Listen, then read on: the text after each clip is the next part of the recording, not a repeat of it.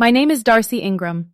I am 32 years old, and I am a licensed commercial landscape architect and master horticulturist, which means I spend my days studying root systems, soil composition, and land deeds that people spend millions trying to quietly alter. When I sat down at the private garden terrace of the Bellevue Grand Hotel last night, I knew two things with absolute certainty: the 6 words I was about to whisper to the banquet manager, and what my sister's fiancé didn't know was already sitting inside the cedar specimen box, resting right beside my feet. Welcome back to her final chapter, where every story starts with silence and ends with power. If you've ever had your boundaries tested by the very people who were supposed to protect you, this one's for you. Drop a comment, hit subscribe, and let's get into it. I smoothed my linen napkin over my lap, looked across the candlelit table at my sister's gleaming engagement ring, and waited for the champagne to be poured. I've spent the last 9 years building my own commercial design and soil consultancy firm in the Pacific Northwest. My job isn't just planting flowers. I get hired by city councils, historical societies, and high-end developers when property boundaries are contested, when soil contamination threatens major acquisitions, or when protected heritage trees stand in the way of millions of dollars in concrete. I read topography maps and soil core samples the way archivists read rare manuscripts. Every layer of clay, silt, and root network tells a story of human intervention, neglect, and boundaries. I'm good at it because I notice the small structural details that people assume no one is measuring. My quirk, if you can call it that, is a habit I picked up during my early field surveys. I carry a small brass soil testing pocket pen and a tiny black leather notebook everywhere I go. Whenever I enter a critical negotiation, site walkthrough, or high-stakes meeting, I quietly press my thumb against the brass clip of the pen to ground myself, making microscopic pencil notches on the edge of the page to count time increments and track subtle human shifts: who glances away when land rights are mentioned, whose hands shake when a survey marker is named. My junior associates joke that it's an old-fashioned ritual in a digital industry, but brass and graphite don't glitch, and soil never lies. That little notebook and soil tool were tucked into my leather tote the night my mother called out of the blue. The call came on a Tuesday evening in early October. Rain was tapping steadily against the glass of my workshop in Ridgewood, and I was trimming wild lavender bundles when my phone screen lit up with a contact I hadn't answered in 2 years. My mother, Donna Ingram. I wiped my hands on my canvas apron and picked up. "Darcy here."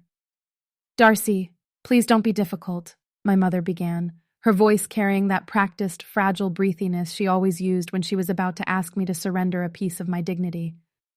"Your sister Vanessa and her fiancé, Julian, are hosting their formal engagement dinner this Friday at the Bellevue Grand. It's a very important evening, just family and Julian's key real estate partners." "Mom, you know Vanessa and I haven't spoken since—" "Darcy, please," she interrupted, dropping her tone into an urgent whisper. "Just keep the peace." There it was, those 4 words. The exact phrase she, my father, and Vanessa had weaponized every time they asked me to swallow an injustice, surrender my hard-earned accomplishments, or step out of the frame during my entire childhood. "Vanessa wants her family whole for once," my mother added quickly. "She's had a stressful year. Can't you do this for her?" I looked down at the black leather notebook resting on my workbench. I knew I should say no. But something in the tight, hurried rhythm of her voice told me this dinner wasn't just about celebrating a ring. To understand why those 4 words made my chest tighten, you have to go back to the summer of 2022. When my maternal grandmother, Eleanor, passed away in 2020, she left behind Oak Ridge Lodge, a breathtaking 4-acre historical botanical estate in the hills of Snohomish County, featuring a 1920s timber home, a rare heirloom glass greenhouse, and dozens of protected old-growth Douglas firs. Eleanor had spent 40 years cultivating rare plant species there. In her deed, she explicitly left the 4-acre parcel to me, knowing I was the only person in the family who understood its ecological value and heritage status. In June 2022, I was working 60 hours a week saving funds to convert Eleanor's glass greenhouse into a public conservation workshop. I went to the Snohomish County Land Registry office to file my final site plans, only to be handed an official notice. A transfer affidavit had been submitted 6 months prior, signed by my mother as power of attorney, transferring the management rights of the estate's outer 2 acres into a corporate entity called Velos Estates, run by Vanessa's boyfriend, Julian. When I confronted my parents at their home in Ridgewood, My father didn't look up from his newspaper. My mother didn't apologize. She made herbal tea. Julian is a land developer, Darcy, my mother had said casually, smoothing her table mat. He's going to turn that overgrown brush into luxury townhomes. You have your little landscaping client list. Vanessa needs a secure future. Julian promised us a 15% stake in the development. Why are you being so selfish? When I threatened to file a formal fraud injunction to clear my grandmother's title, my mother wept publicly to our entire extended family, painting me as a cold, bitter daughter who cared more about trees than her sister's happiness. Vanessa sent me a text that read, "It's just dirt, Darcy. Stop trying to ruin my life. Just keep the peace." I didn't file the injunction back then, not because I lacked legal standing, but because 2 years ago, I was still broken enough to want their approval. I walked away, set strict boundaries, and threw myself into my work. Here's the private admission I rarely speak out loud. Despite the betrayal, despite the public smear, a small, quiet part of me still showed up whenever they called because I missed having a mother. I kept hoping that if I proved I was successful enough on my own, my mother would finally look at me without measuring my worth against Vanessa's. On Thursday afternoon, the day before the dinner, I had coffee with my closest friend and business mentor, Ruth Kellerman, a sharp, 68-year-old retired civil attorney who had been my grandmother's neighbor for 30 years. Ruth set her porcelain teacup down with a sharp click against the saucer. "Darcy, you spent 2 years building an ironclad life away from those people. That family doesn't invite you to a table unless they need someone to pay the bill or take the blame. Don't play sheep in a room full of wolves you already know how to skin." Her words were blunt, sensible, and entirely true. But that evening, I pulled out my grandmother's old leather garden journal, traced her faded handwriting along the margins, and replied yes to the invitation. When I stepped out of the glass elevator onto the Bellevue Grand's rooftop garden terrace at 7:00 p.m. on Friday, the first thing that hit me was the scale. My mother had told me it was a small family gathering of 4 or 5 people. Instead, I was guided toward a private, enclosed glass pavilion reserved for 28 guests. The long mahogany dining table was adorned with imported white orchids, crystal stemware, and embossed gold leaf menu cards. I spotted my mother, Donna, standing near the outdoor fireplace. She was wearing a vintage emerald silk dress, one I recognized instantly. It was the dress she had bought using funds from Eleanor's estate account 3 years ago. Beside her stood Vanessa, glowing in a cream designer jumpsuit, holding a glass of vintage champagne. Then my eyes shifted to Julian. He was standing at the head of the table, speaking loudly to 2 older men in tailored charcoal suits.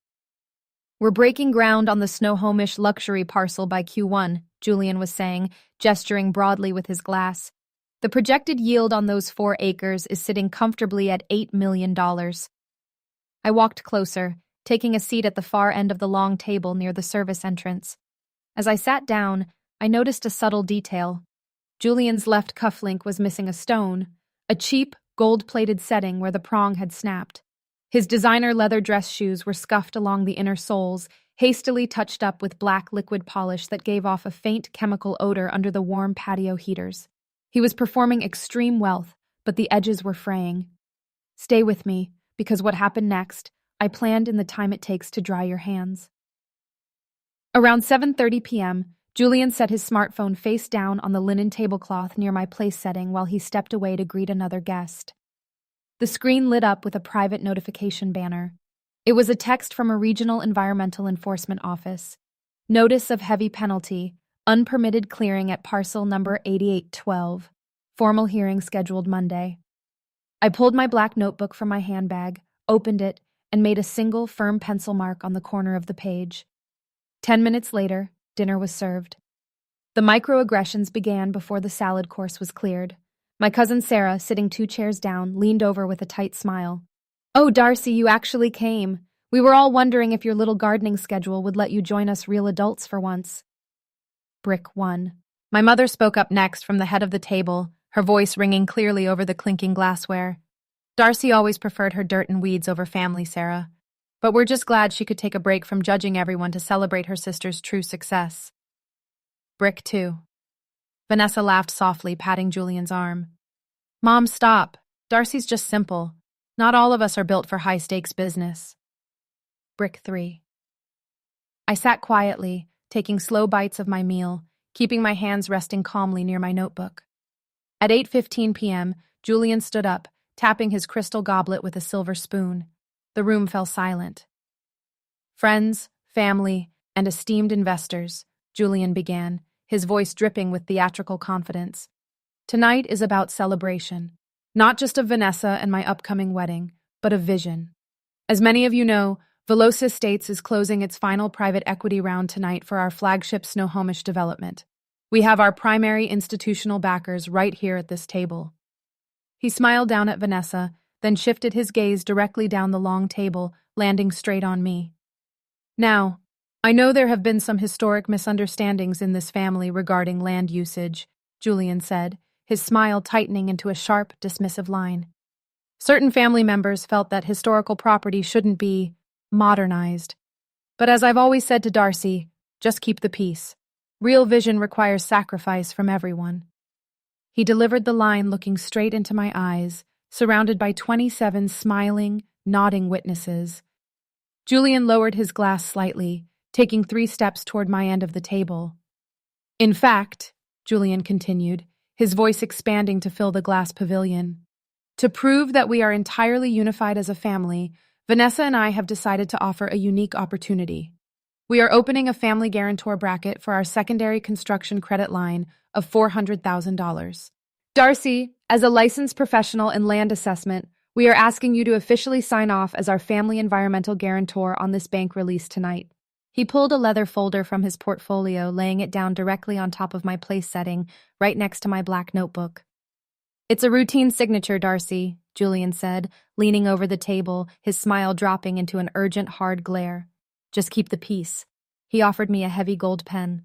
I let the silence sit.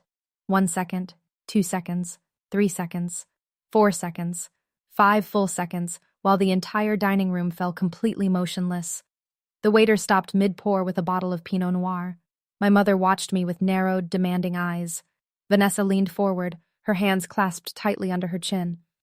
I didn't touch his pen. Instead, I reached down, unzipped the leather tote beside my chair, and pulled out a heavy cedar specimen box, alongside an official, red-stamped state environmental report. "I won't be signing that, Julian," I said. My voice was calm, steady, and carried effortlessly across the silent room. "And neither should anyone else sitting at this table."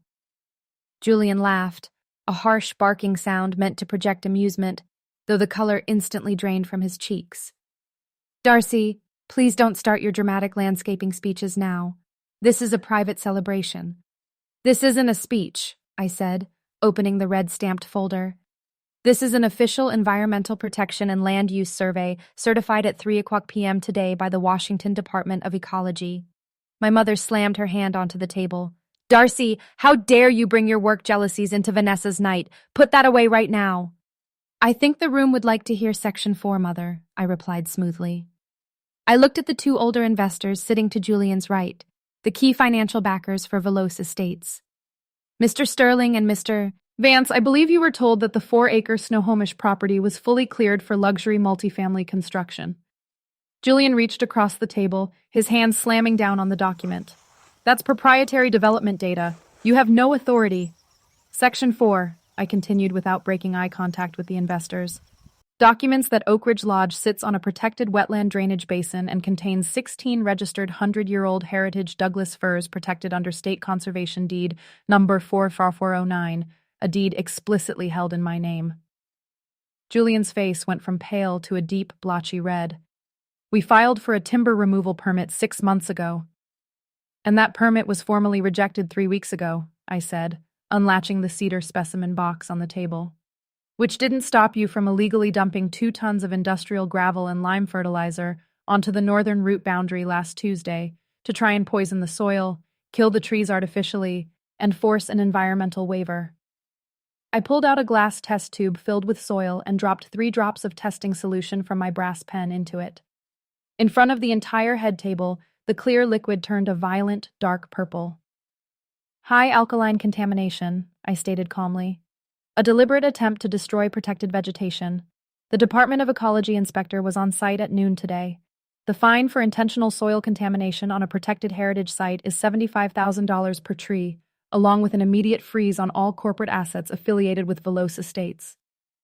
Julian tried a second move. He whirled around to his investors, his voice cracking. Look, this is just a bitter family spat. My sister-in-law has been jealous of Vanessa for years. The land is viable. Show them the architectural renderings on your iPad, Vanessa. Vanessa reached for her tablet with hands that shook so violently she knocked over her champagne glass, sending sparkling wine cascading over the gold leaf menu cards. When the screen lit up, it showed a basic stock CAD drawing bought off a template website, complete with watermark notices. Mr. Sterling stood up slowly. He didn't look at Julian. He looked at me. Ms. Ingram, what is the current legal status of that land title? The title is encumbered by a federal conservation lien as of 4:00 p.m. today, I said smoothly. The company is facing criminal environmental fraud charges, and the credit application Julian just asked me to guarantee contains forged land clearance certificates. Julian sank back into his chair, his mouth opening and closing in utter disbelief. His eyes darted to my mother, then to Vanessa, looking for an escape that did not exist. My mother stood up, trembling with rage. You ruined your sister's life. You brought soil tests and lawyers to her engagement dinner just to destroy her happiness. I closed my black leather notebook, capped my brass testing pen, and looked my mother dead in the eye. I didn't destroy her night, Mother, I said with total restraint. I audited it. I don't owe you my silence. I never did. The fallout was immediate and catastrophic. Mr. Sterling and his investment associate left the terrace within 5 minutes, their corporate attorneys already on speakerphone before they reached the glass elevators. By Monday morning, Veloce Estates was placed under formal state investigation for land fraud, environmental contamination, and forged document submission. Julian's development firm collapsed within 48 hours, and his commercial credit lines were frozen. Vanessa didn't marry Julian. Their engagement dissolved 2 weeks later in a loud public argument outside their downtown apartment, with both of them blaming each other for the ruined capital. My mother tried to call me 12 times over the next month, leaving voicemails that swung wildly between tearful pleas and furious insults. I blocked her number on every platform. 2 months later, an unexpected wooden package arrived at my workshop. It was sent by Ruth Kellerman. Inside was an original, framed black and white photograph of my grandmother Eleanor standing in front of her glass greenhouse in 1972, holding a young sapling in her hands. Tucked inside the frame was a letter my grandmother had written to Ruth shortly before her passing. Ruth, if my daughter Donna ever tries to trade away this soil for quick money, give this photo to Darcy. She is the only one who knows how to make things grow. Remind her that deep roots don't break when the wind shifts. I sat at my workbench, running my fingers over the aged wooden frame, and finally felt the quiet peace I had been searching for since I was a young girl. A family that demands your silence as the price of their peace was never offering you peace at all. They were offering you compliance. That's my story. If it meant something to you, drop a comment and tell me. I read every one. And if you want more stories like this, hit subscribe to her final chapter, because there's another one waiting for you next week.